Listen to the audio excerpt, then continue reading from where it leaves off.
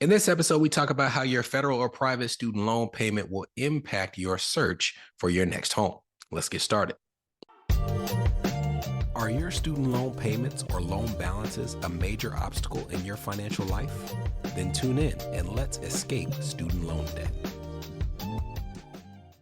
Hello, my name is Brenton Harrison of Escape Student Loan Debt and your host for the Escape Student Loan Debt podcast.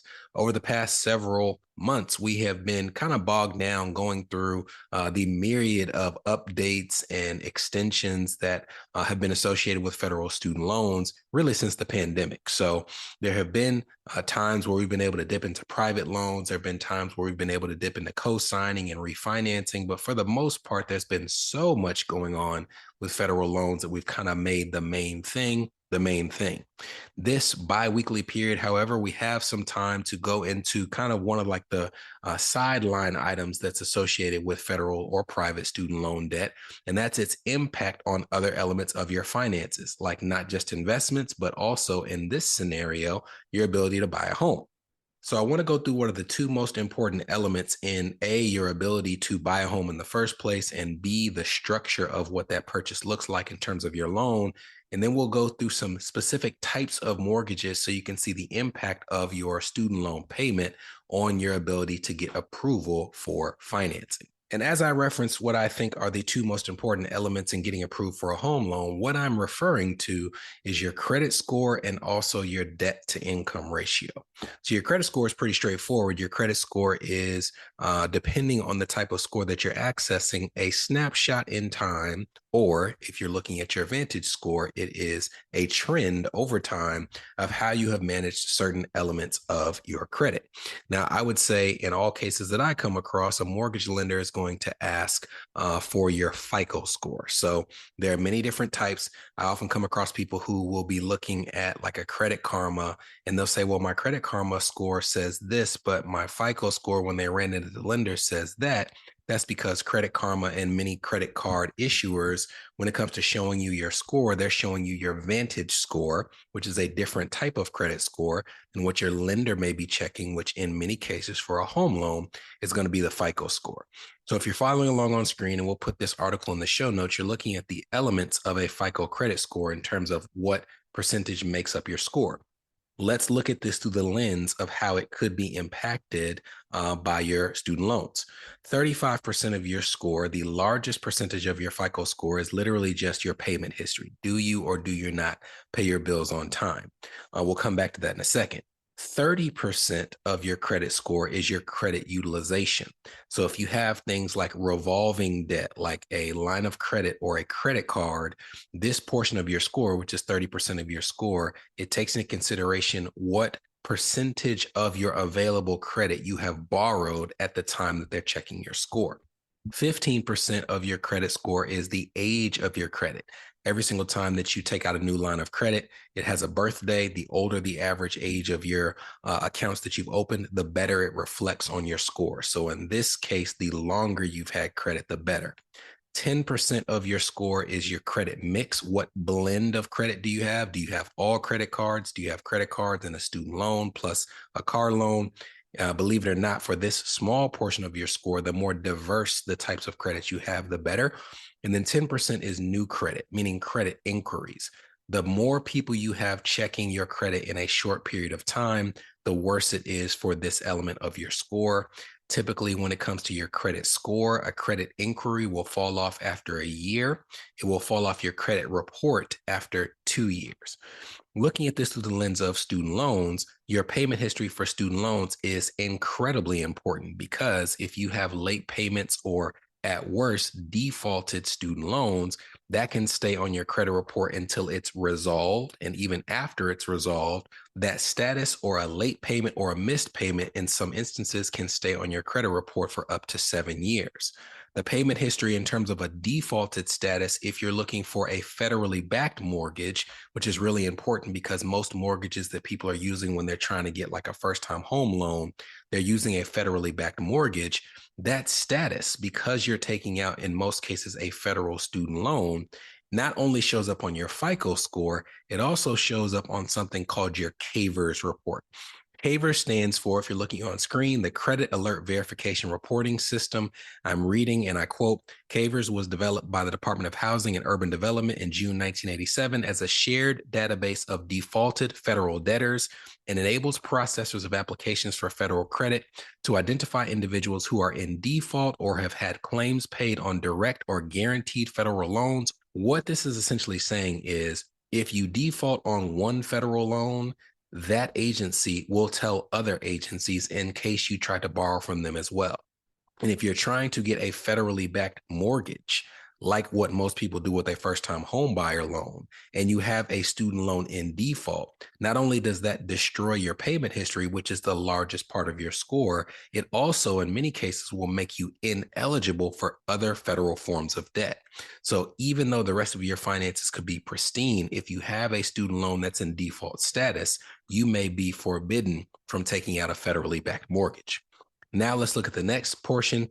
30% of your score is your credit utilization. We talked about credit cards and lines of credit. If there is a positive to having a federal student loan that as it pertains to credit, at least, it is that student loans do not show up for credit utilization. So this 30% of your score cannot be adversely impacted by having a student loan because it only assesses revolving debt, and student loans are a type of debt that are called installment debt, and as such, they're not reflected. The next percent, age of your credit, 15% of your score. That's something where, believe it or not, because most of the time you're taking out student loans before you're in your professional career, which means you have them for a long time, that actually can help your credit score because the older the average age of your credit, the better. So it's not something in most cases that will hurt you, even though you don't want to have student loans to have old credit. In this case, it actually helps you. And then credit mix and credit inquiries, because they're both 10% of your score each, they're so small, it's not something that I will be paying much attention to when it comes to your student loans because cumulatively they're 20%. Whereas if you just look at payment history alone, it is 15% higher than those two elements combined. So that gives you an idea of how your student loans can impact your credit score and how it always benefits you to pay things on time. And if you pay things on time as it pertains to credit, you should be okay when it comes to the mortgage process. The reason I bring up that is because credit, when you look at how it impacts your mortgage, your score determines the interest rate that you receive on the new mortgage. So we'll talk about how much you're approved for in a second. But when you have a high credit score, the only thing that it really impacts is when I look at that mortgage, am I, for example, going to pay 7.5%, or because my credit score is strong, I can pay 7%. The higher your credit score, the lower it can drop the interest rate, the more money it saves you over time. And when you're talking about a mortgage that you could have for 15 to 30 years, even a difference of half a point on a mortgage could mean tens of thousands of extra dollars that you have to pay over the course of that repayment period. It's also important that you understand, especially if you're applying for a mortgage with somebody else who may be struggling with student loan debt and have an adverse impact on their credit, that most lenders, when they have two applicants on a home loan, they take the lower of the two scores. So if you're doing great with your student loans and your credit and you have an 800 credit score, but you're applying with someone who's in default or just has a bunch of late payments and they have a 625, then they're going to go off the 625 and it's either going to make your rate go higher, or in some cases, that person's credit may be so bad that you either can't qualify for a home at all, or you have to remove them from the application and take your chances at applying for the loan on your own. And if you have to apply on your own, the next element that's crucial when it comes to student loans and your mortgage is debt to income ratio. Debt to income ratio is an expression of how much of your monthly income is swallowed up by your monthly debt payments. So for example, if I have a $10,000 monthly income and $5,000 of monthly debt payments, I have a 50% debt to income ratio. And while your credit score determines the interest rate that you may receive on your mortgage, your debt to income ratio actually determines how much you're able to borrow, because a lender does not want you to take on your new debt and be overextended. Not because they care about you, but because they want to make sure that if you're in a pinch financially, that you can pay them back first. If you're looking on screen, And we'll put this in the show notes. There's an article from Bankrate that goes through how student loans can impact your mortgage. And you're looking at these debt to income ratios, and it kind of tells you what a lender will think. If you have a debt to income ratio below 36%, meaning that less than 36% of your monthly income is swallowed up by debt payments, then you're good. A lender will think that you have the ability to take on more debt, in this case, a mortgage. If your debt to income ratio is between 36% to 49%, it's okay. And they are probably going to sweat you a little bit more and ask about certain expenses to figure out if you can take on that debt. But if you're above 49%, you will not be able to qualify for that home loan.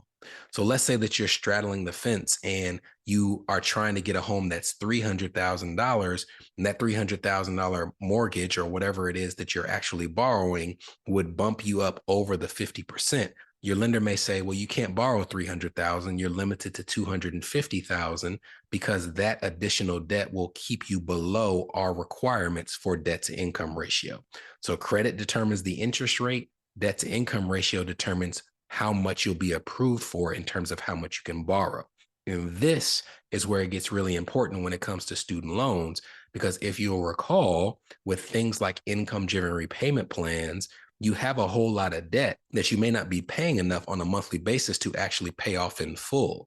So it's very important to understand whether your lender is going to accept your income-driven repayment plan payment, or if they're going to go off the amount that's actually needed to pay off your loan in full when they consider its impact on your debt to income ratio. And after the break, we'll tell you how, based on the type of loan for which you're applying, that could be impacted.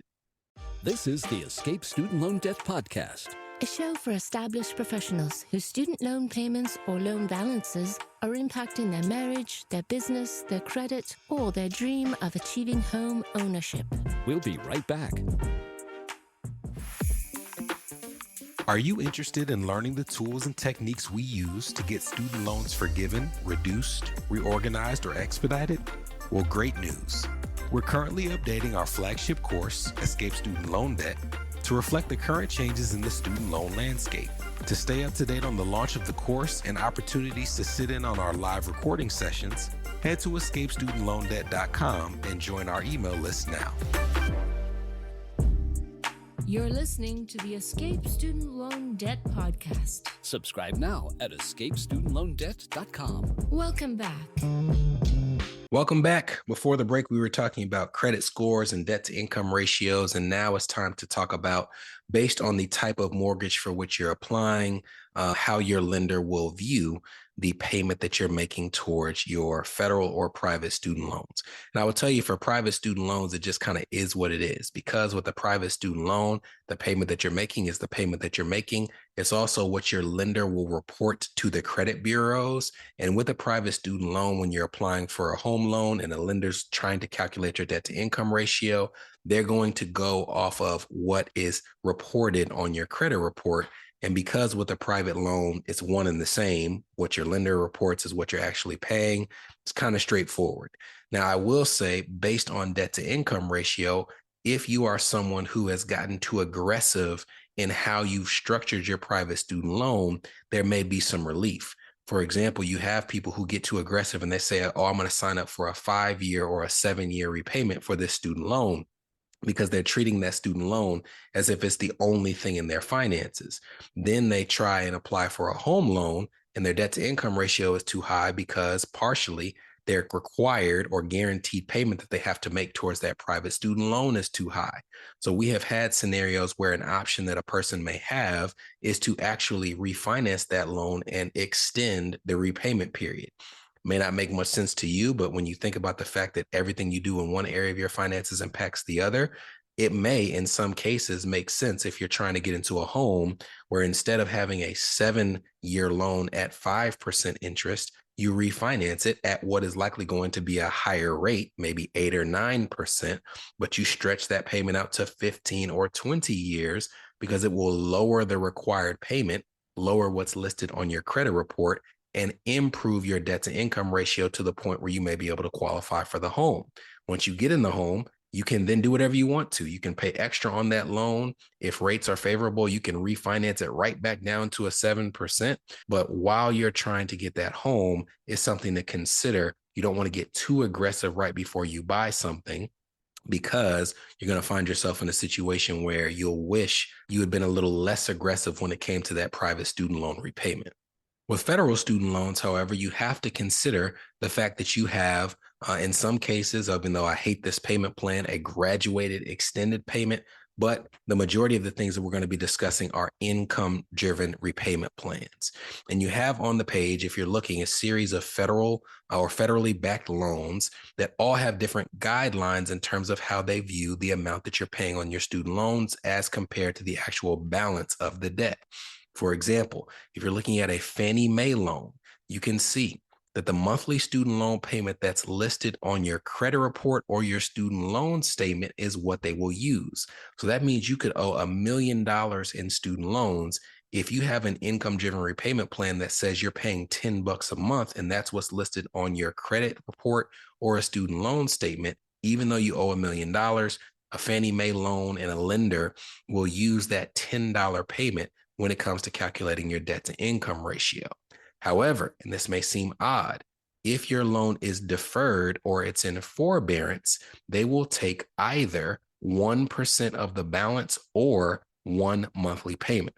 So for example, let's say that we have a student loan that is $100,000 and you are applying for a home loan, and you think because you're applying for a home loan that the best thing to do is to put your student loan in deferment. Well, in that scenario, you would be mistaken, because on an income-driven repayment plan, maybe it says that your monthly payment is $200, but if you put that loan into deferment or forbearance, your lender may take 1% of the loan balance and use that as the monthly payment. 1% of $100,000 is $1,000 a month. So instead of them using an IDR payment that might have been $200 a month when calculating debt to income ratio, even though you're not paying $1,000 a month on this deferred loan, they use $1,000 a month as the payment because of the deferred status. So this is a perfect example of needing to understand the regulations of the type of loan that you're applying for and how that loan looks at your student loan payment. The next that you see is a Freddie Mac loan. Freddie Mac uses the monthly student loan payment as it's listed on your credit report or the student loan statement. So it's very similar to the Fannie Mae, except with them, if your monthly payment reported is zero, which can be the case if you're in deferment, forbearance, or you make too little and an income-driven repayment plan just calculates your payment as zero. In that case, they use 0.5% of the balance. So let's assume that we have a person who may be making good money now, but because of how they're utilizing the income-driven repayment plan system, they have a payment that's $0 because maybe, before their payment was calculated, they were a resident or in training somewhere. Well, they may be paying $0 getting credit on income-driven repayment plans, but because their credit report says a $0 payment, the lender is going to take 0.5% of the balance instead. On a $100,000 loan, that means that they will be using a $500 monthly payment to calculate debt to income ratio. Odd as it may seem, this may be a scenario where if you find yourself in this situation, you call your student loan servicer and ask them to recalculate your payment so that it shows a balance. Because if you do that in this example, and what you have to pay based on your current income is less than $500 a month, actually having a payment that's put on your credit report will save you from them using 0.5% of your balance instead. An FHA loan, monthly student loan payment listed, credit report, student loan statement, so on and so forth. It also, if the monthly payment is reported as zero, will use 0.5% of the balance. But where you see a change is with a VA loan. So if you're a military veteran or currently in the military, with the VA loan, the monthly student loan payment as listed on the credit report, or 5% of your balance divided by 12 months, whichever is higher. So let's go through this scenario. Let's say that we have a person who's a military veteran who is paying $100 a month on their $100,000 student loan. Well, this VA lender is going to look and they're going to see the $100 a month and they're going to say, okay, that's what's listed on their credit report. But then they're going to look at the student loan balance of $100,000 They're going to take 5% of that, which is $5,000, and they're going to divide it by 12. I'll do some quick phone calculator math.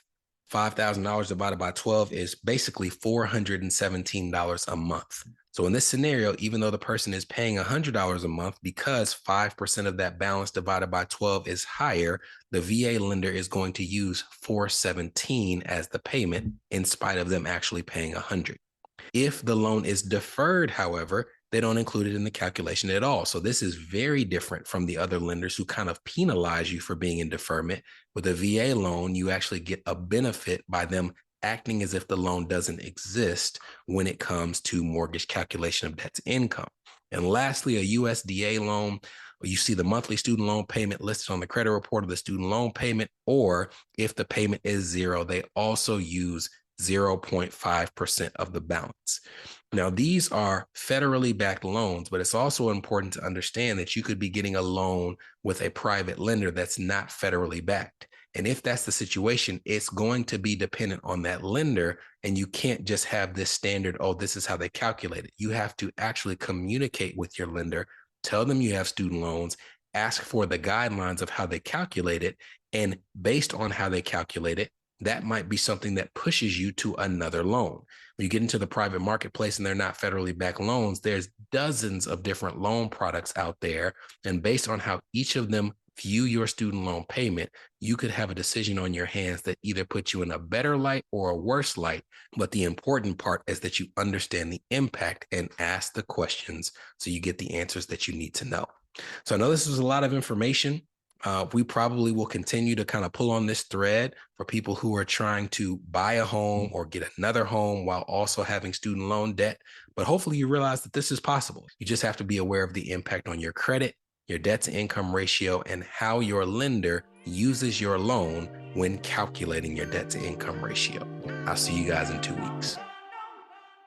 From Escape Student Loan Debt, this was the Escape Student Loan Debt Podcast, a show for established professionals whose student loan payments or loan balances are impacting their marriage, their business, their credit, or their dream of achieving homeownership.